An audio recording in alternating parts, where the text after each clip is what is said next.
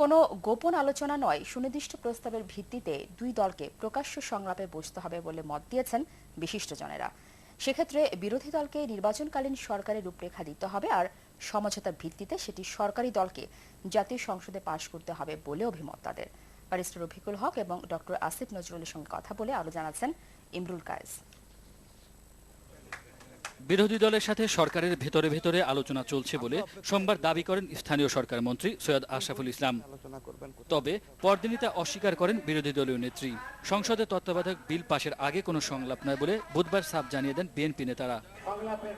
তবে দেশের স্বার্থে এবং একটি গ্রহণযোগ্য নির্বাচনের জন্য দুদলকেই ছাড়ের মানসিকতা নিয়ে সংলাপে বসতে হবে বলে মনে করেন দেশের বিশিষ্ট নাগরিকরা। যেভাবেই বলেন, একটা দুই পার্টি মিলে একটা সরকার হবে, সেই সরকারের আন্ডারেই ইলেকশন হবে, হওয়া উচিতও তাই। তাহলে মানুষেরা অ্যাকসেপ্ট করবে না। আলোচনাটা প্রকাশ্যে হওয়াই বাঞ্ছনীয়।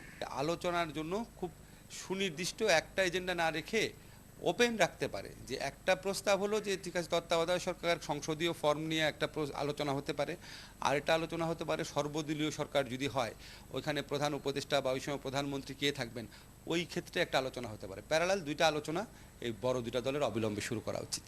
কোন ধরনের সরকারের অধীনে নির্বাচন হবে সেই বিষয়টি পরিষ্কার করে বিরোধী দলকে তুলে ধরার আহ্বান জানান তারা।